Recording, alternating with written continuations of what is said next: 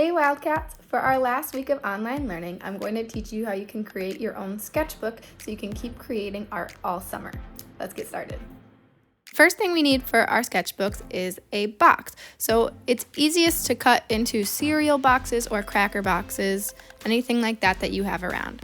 We'll also need paper to put inside, some scissors, string, and glue. The first thing we'll do is cut apart the box. So we'll need the box and scissors to start. Before I start cutting, I'm going to break down the box. That means to flatten it. So the top's already open, but the bottom I need to pull it apart so that it will lie flat. We'll only be using the front and the back panel of the box, so we need to cut off all of the edges and the sides. The shape of the box makes it easy for us to see where to cut because the creases are exactly what we want to cut along.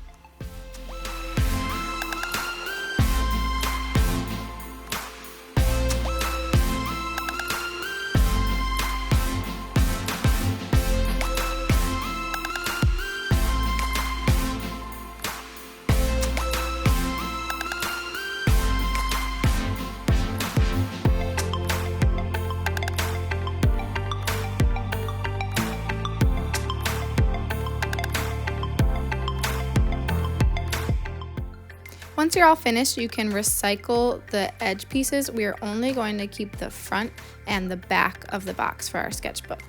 They are going to be our covers. We need to now add some holes into the covers so that we can put a string through and bind our book all together. I'm going to start by folding up one side of my cover. This is so that I can cut a little slit into it to create a hole for later.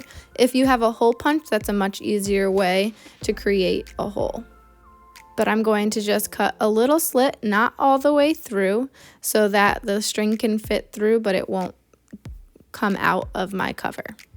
Now I need to do the same thing to the back cover, but I want to make sure that the holes are in the same position. So I'm going to grab a pen, and when I have my pen open, I will line up my two covers and then poke the pen through the hole and make a mark. As my papers are even, make a mark on the other page so I know where to cut. Doing the same for the bottom. And then we'll repeat cutting by folding over the edge so that we have holes in our front and our back cover.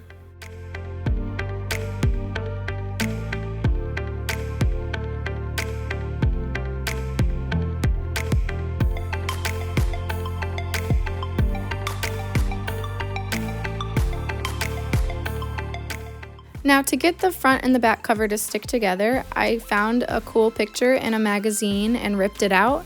And now I'm going to measure it so it's the same size, and I'm going to cut out a rectangle so that I can glue the two pages together.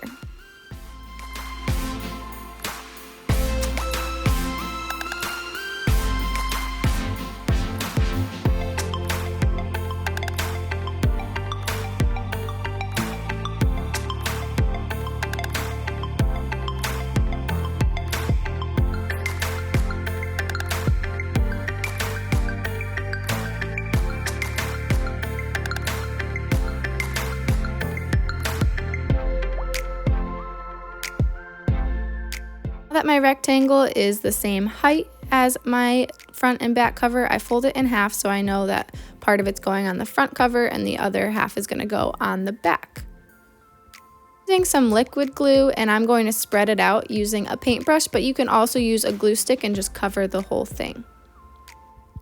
Once my glue is all ready, I'm going to take my covers and I'm going to place it on top of the magazine piece. I decided that's probably easier, so line up with the folds, and then you'll do the same with the other.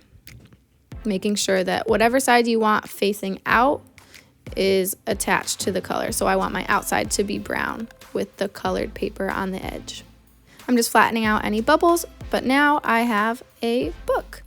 On the inside, I still have the label, but I can cover that up later if I want to. My binding or the magazine piece doesn't have any holes in it, so I'm just going to take that same pen and poke it through so I can see where the hole is on my magazine paper when I'm ready to add the string later.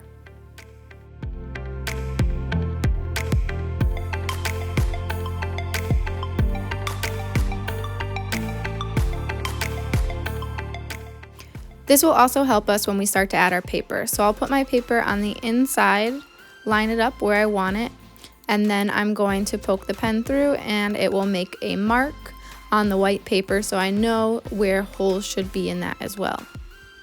You can do the same process by folding over the edge and cutting on those little dots, but I had a hole punch and I wanted to make it a little bit faster, so I went ahead and punched out holes in those spots. Now it's time to add our string. So I'm going to open up my book and I'm going to start sliding the string into the holes from the back.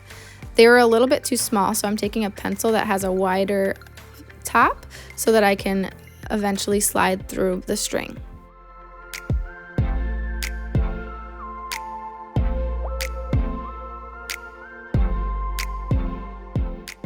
And then repeat with the other end of the string so that there's string going along the back of your book and coming inside. Try to even out your strings so that they're the same length. You don't want one to be really short and the other to be really long.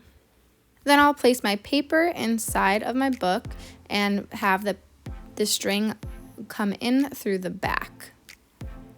This will make sure that we can go through the front cover after it comes through both sides.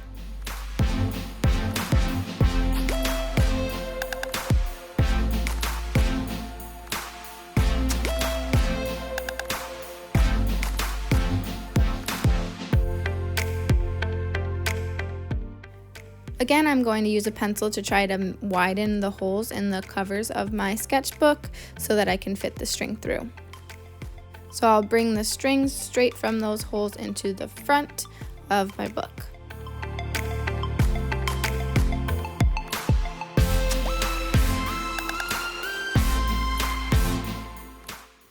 Once both ends of your string are through the front of your sketchbook, we're almost finished. We just need to tie them together. I'm going to tie them in a knot up at the top. It's kind of like tying your shoes, but just do the front part twice. And then I'm going to add a bow.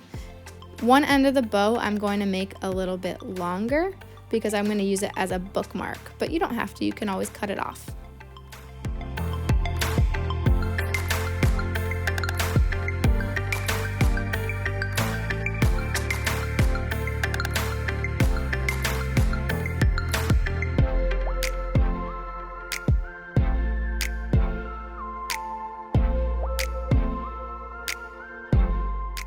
And there you have it. You have a sketchbook that you can draw in all summer long and keep all of your artwork together in one place.